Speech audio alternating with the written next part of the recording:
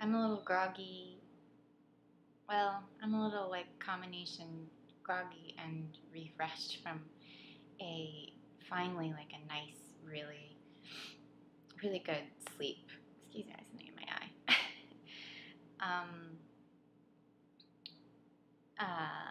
Because my schedule has been kind of just totally. I used to go to bed really early and wake up really early, and now I'm going to bed really late and kind of waking up later. And not really, I hadn't been sleeping well until last night. I slept really, really good. And um,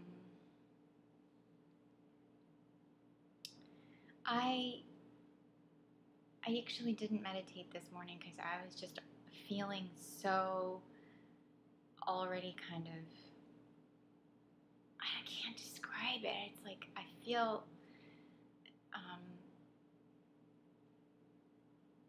I just wanted to come and talk right away after waking up because I spent a little bit of time looking at something that made me, just inspired me and maybe look at this topic in a new way. And so I wanted to come and talk about it first. And that is, well, what made me think of this is the topic of chemtrails. And this is something that I've done, enough research for myself to know where I stand and know that, it's real and this stuff is happening. And I've gone through the process of, just dealing with how unbelievable that is, that this is happening. This is really happening. And it's not about hype. And it's just tragic. We have this focus on the food that we eat and the water that we drink. And really, I was reading also this man's higher consciousness, Hilton hotema, yesterday, and it really made me realize, combined with this chemtrails video that came out recently because of the conference a few days ago. I can put those links in the box here if you're not familiar with what I'm talking about. But everything is pointing to also just this aspect of the vital force, the vital energy, the cosmic rays, the air that we breathe being so, so important, and the sunshine being able to get to us being so important. So, I don't know, it just really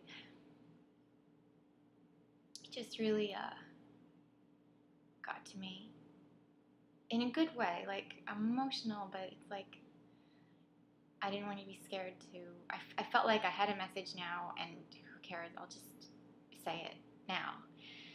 And what it was is that the man that was giving this lecture, I'm sorry, I forgot his name. I think it's, I'll look it up. I'll put it in the link.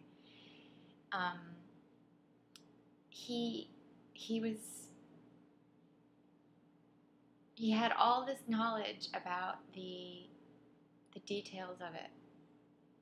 Yet, even after going through all the details, he knows just as well as I feel like I've known by not really giving many people the details and trying to get them to their archetypal dialogue within themselves, that's what it's about, and that we need to put out the fire, not be doing these details. But at the same time, like it is, I understand that people do need them to make that connection, to feel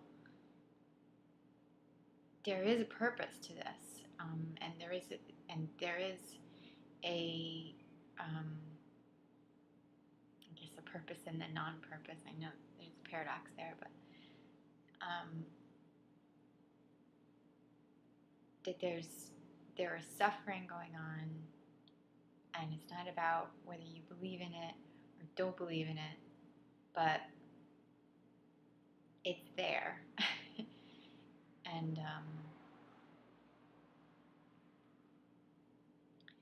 you kind of have to just see it and then not see it and then put it away. Like both these messages are kind of important. It's like a struggle, or a balance in knowing what to share, how to share it, and how it's not like just too much, or So, and one of the things he said was like that sharing even just like one good article that's like a factual thing, or your thoughts about, or thoughts from your heart about that people's need to just not to do their own research, encouraging them to do that, not like this is what's going on and so take my word for it, but these little seeds, and then encouraging them to delve further if they're guided, to open up that flower of compassion to what's beyond their own, that they are everything. Their well-being is the well-being of everyone, because they are in everyone and everything, and we share every breath, together.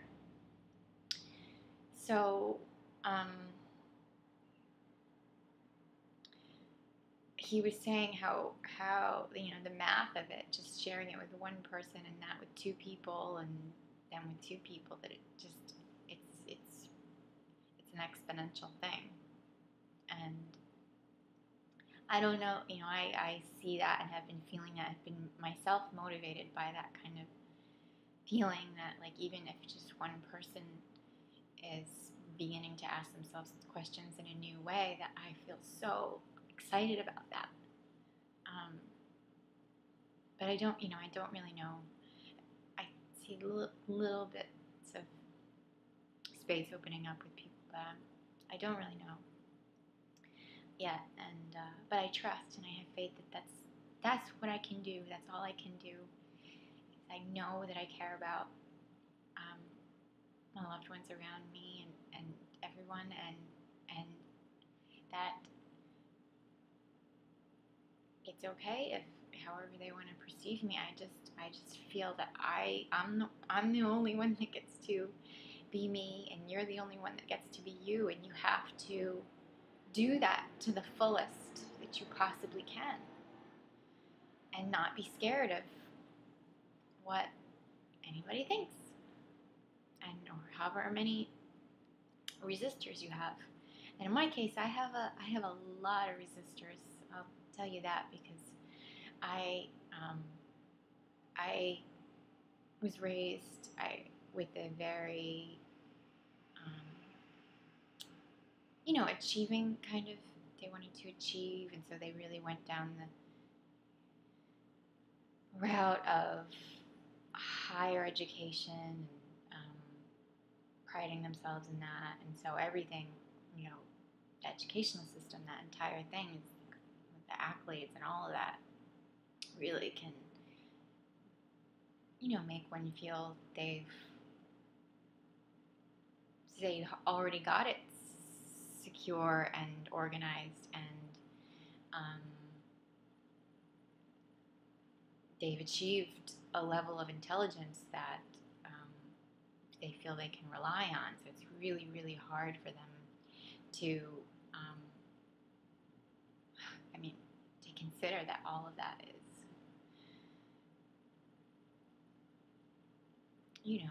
to be reconsidered.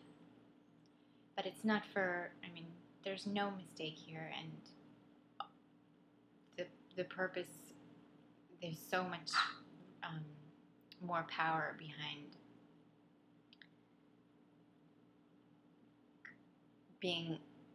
leading oneself or being led or down a path that you eventually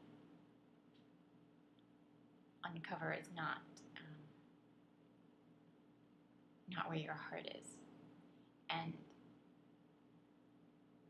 I don't question the heart of any human being. So it's just so beautiful what's happening here. And